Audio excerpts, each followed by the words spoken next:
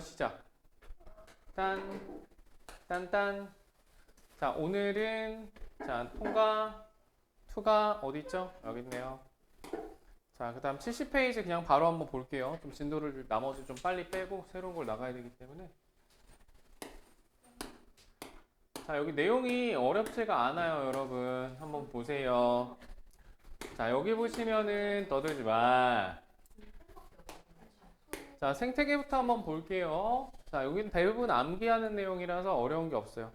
자, 생물과 환경이 서로 영향을 주고받는 것을 생태계라고 하고, 자, 여기 보면 개체, 이 개체가 모여서 뭘 만들어요? 집단을 만들죠. 개체가 모여서 개체군을 만듭니다. 예를 들어 토끼 한 마리는 개체, 토끼 10마리는 군집. 됐나요? 아, 개체군. 그 다음에 그 개체군들이 모여서 군집을 만듭니다. 토끼 무리도 있을 거고, 그 다음에 사자 무리도 있을 거고, 그 다음에 그래 벌레들끼리 모여 있는 이런 집단도 있을 거예요. 자, 그러한 여러 군들 개체군들이 모여서 군집을 이루게 되고, 그 다음에 비생물적인 이런 요소들과 그 다음에 군집이 어우러져서 생태계가 만들어지게 되는 겁니다. 이때 생물 요소에는 자, 생산, 소비, 분해자가 있고요. 생산자라는 거는 말 그대로 뭔가를 만들어내는 그러한 집단을 생산자라고 합니다. 에너지 합성할 수 있는 생물은 동물 중에는 있나요? 있기는 해요. 식물성 플랑크톤들 같은 경우에는 광합성을 하기는 하는데 대체로 뭔가 광합성을 통해 양분을 합성하고 저장하는 생물들은 대체로 식물들이죠. 그죠? 그래서 여기 보면 식물과 식물성 플랑크톤과 같은 것들. 자, 그 다음에 소비자 같은 경우에는 뭘 이제 먹어야 돼요. 우리 인간은 뭐야? 생산자가 아니죠. 뭐에 해당이 돼요? 소비자에 해당이 됩니다. 먹어야지 몸에서 에너지를 만들 수가 있어요. 우리 별아도 수업하기 전에 컵라면 먹고 왔죠. 그거 먹고서 에너지 만들어가지고 뇌 쪽에 포도당 공급이 원활해질 거야. 그럼 두뇌가 빠릿빠릿하게 회전이 되면서 금일 수업을 열심히 잘 들을 수 있겠죠. 그럼요. 나도 아까 1시에 스시를 먹었어요. 와, 맛있는 거 먹었네. 선생님 오늘 점심 때 그 와이프가 챙겨준 샌드위치 먹었습니다. 샌드위치 먹고 학원에 있는 간식으로 버티고 있어 지금.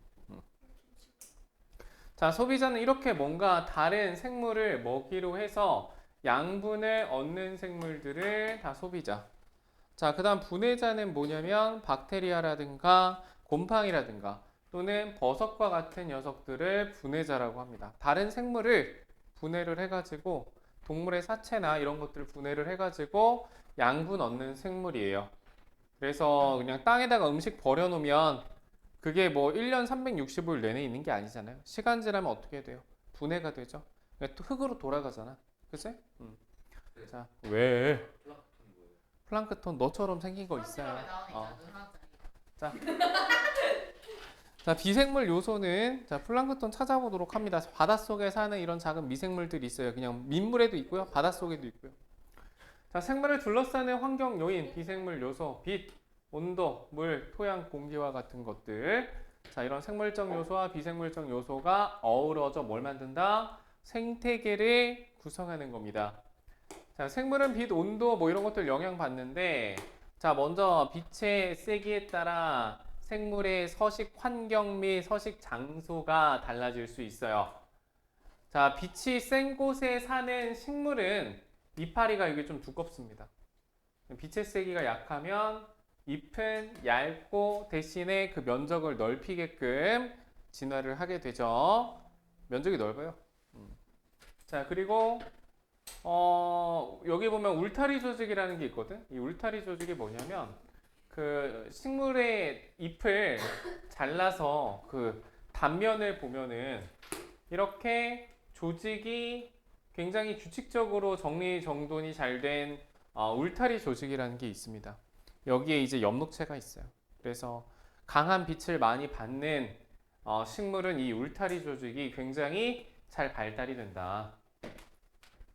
반면에 약한 빛을 받는 잎은 자, 이런 울타리 조직이 좀 얇게 발달이 되죠. 빛이 약하니까 최대한 넓은 면에서 받아야 되다 보니까 그 면적을 넓히는 데 집중한다라고 보면 되겠어요. 자, 그다음 바닷속 깊이에 따라서 서식하는 생물들이 달라지는데, 자, 적색광을 좋아하는 녹조류 수심 20m 내외 안쪽에서 이렇게 발견이 되는 것을 볼 수가 있고, 자, 갈조류는 이 황색광을 좋아하거든요. 근데 이 황색광이 한 수심 40m까지 간대. 갈조류의 분포 범위는 이 황색광이 들어갈 수 있는 곳까지 분포하고 있는 걸 볼 수 있다. 홍조류는 청색광 좋아하는데 청색광 투과력이 좋아서 40m 이상 깊이 이제 홍조류가 분포하는 걸 또 볼 수가 있어요. 자, 이렇게 빛의 파장에 따라 생물의 서식처가 달라질 수 있다. 자, 다음에 일조 시간이라는 건 빛이 비추는 시간이거든. 자, 꾀꼬리 종달샘 봄에 번식하는데 송어 노루는 일조 시간 짧아지는 가을에 번식을 하고, 난 코스모스나 나팔꽃은 일조 시간 짧아지는 가을에 꽃이 핀다고 합니다. 요즘 날씨가 참 좋아지고 있죠. 빨리 봄이 왔으면 좋겠어요. 자, 일조 시간이 점점 길어지고 있죠. 보통 여름에는 그 해가 몇 시까지 떠 있어요? 7시, 땡, 5시, 땡, 6시? 땡. 여름에 해가 언제까지 뜨냐? 아, 9시. 와, 밤 9시까지 뜨는 경우가 어딨어. 보통은 4시. 일몰 시간이 7시 반이 넘어가요. 한 7시 반에서 한 8시까지 해가 떠 있어요. 내가 기억하기는 8시까지도 해 떠 있던 걸로 기억을 해요. 진짜요? 근데 겨울에는 해가 몇 시에 져요? 5시. 한 5시 5시야. 반 좀 넘어가요. 5시 반에서 6시 사이입니다. 왜냐면 항상 선생님이 여기 오기 전에 이제 다른 데 학원 근무하다 보면 5시 반쯤 봄이 왔으면 좋겠어요. 네.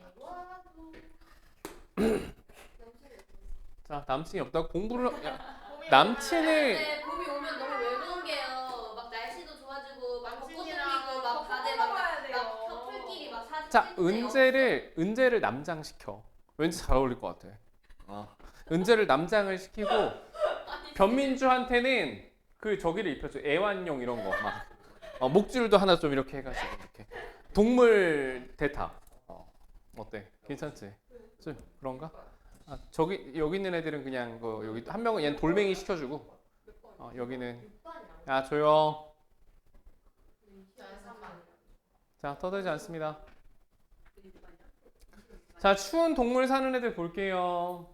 자, 추운 동물 사는 애들은 뭐가 발달이 되냐면 털이 많고요. 안에 이중모라고 해서 너희들 사모예드 같은 이런 개들 보면은 이중모라고 해서 겉에도 있고 그 안에도 털이 있지? 그지? 그래서 눈 안 뜨어요. 자, 그런 것도 있고, 그다음 대체로 추운 지방에 사는 동물들은 덩치가 어때요?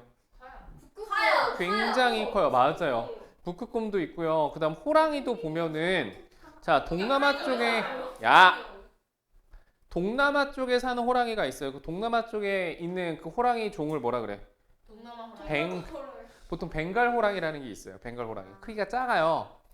크기가 작고 그다음에 우리나라 호랑이는 뭐 이미 멸종이 되기는 했지만 우리나라 호랑이는 무슨 종이었어요? 뭐라고? 욕처럼 들린다? 시베리아 호랑이에요. 우리나라에 있었던 호랑이는 시베리아 호랑인데 말 그대로 요 딱 얘기 들으면 어때요? 추운 지방에 사는 대형 고양이과 동물이란 말이야. 그럼 그 덩치가 어때? 동남아 사는 애들보다 덩치가 훨씬 더 커요. 그래서 당시에 그 호랑이의 크기 묘사한 것을 보면은 어마어마해요. 사람도 진짜 한 입에 들어갈 정도로 그만큼 사이즈가 크다. 자, 그 다음에 곰도 있잖아. 보면 동남아에 사는 곰들 중에 말레이곰이라고 있어요. 말레이시아에 살아서 말레이곰이에요. 근데 저기 과천 동물원 가면 볼 수 있는데 좀 덩치가 좀 작아요. 작은 편이고 반달가슴곰도 좀 크기가 작죠. 대신에 저기 러시아에 사는 불곰 봤어요? 불곰? 덩치가 어때요? 어마어마하죠. 그죠? 불곰 크기가 어마어마합니다. 자, 그래서 우리 에버랜드 가면은 그 건밥 먹는 애들 있잖아. 걔네들이 다 러시아 불곰 애들이에요.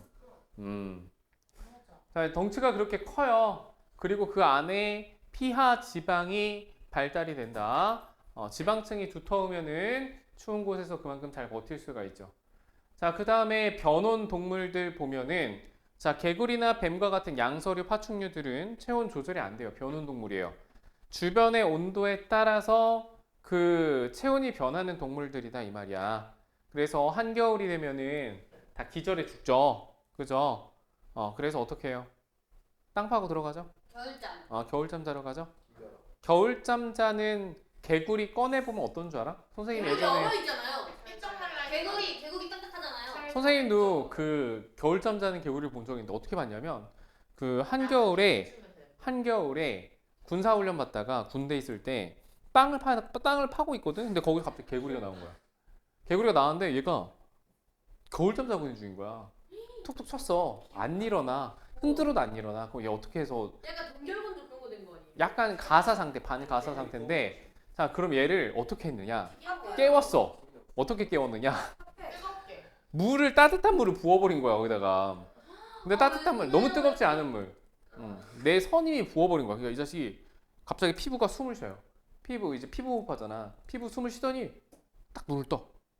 깡충깡충 떠다니는 거야. 근데 일어났더니 한겨울임. 그래가지고 다시 어떻게 했어요? 다시 땅 속에 묻어줬어요. 죽는 거 아니에요? 왜 깨웠어요? 그러면 거기서 다시 겨울잠을 자지 않을까 싶어가지고 땅 속에 묻어줬는데 불을 파서 넣어주는 거 아니에요? 아니 그러면 안 돼요. 그래서 걔네들이 몰라. 하여튼 나오면 사는 거고. 쌤이 다시 겨울잠을 못 잘까? 한번 궁금하긴 하다. GPT한테 한번 나중에 물어봐야 될 것 같아. 겨울잠에서 깼던 개구리 다시 땅에 묻어두면 다시 겨울잠을 자나요? 궁금하네요. 아니 근데 생각보다 삽질을 했을 때 깊은 곳에서 나왔던 걸로 기억을 해요. 그래요? 저는 어떤 부분 있었는데 나뭇잎 들쳤더니 있었는데. 아 그래? 자, 그래서 겨울잠 자고 툰드라에 사는 털송이 풀은 털 있고 낙엽수 단풍 떨어뜨리고 상록수는 사시사철 초록색 잎을 가지는 그런 나무를 상록수라고 하는데 얘네들은 큐티클층이 어때요? 굉장히 두껍습니다. 그래서 잎이 떨어지는 경우는 없죠. 그죠? 자, 동물 적응을 보면은 키틴질로 되어 있어서 수분 날아가는 걸 막을 수 있고 자, 새의 알도 마찬가지 단단한 껍질로 쌓여 있어서 안에 수분이 날아가는 것을 막아주게 됩니다. 자, 도마뱀이나 뱀은 몸 표면에 비늘로 덮여 있어서 수분이 날아가는 것을 막을 수가 있죠. 자, 그 다음에 사막에 사는 포유류들은 거기 물이 거의 없잖아. 그래서 뭐 거기 나오는 캥거루즈 같은 경우에도 이제 사막에 살고 있는데 걔네들 한번 이제 오줌을 몸 밖으로 내보낼 때는 어때요? 고농축의 오줌을 싼다고 합니다. 최대한 참았다가 그리고 수분은 최대한 흡수를 하고 찌꺼기만 진하게 이렇게 내보내는 형태로 배설을 한다고 그래요. 요도에 끼는 거 아니에요? 아이 설마.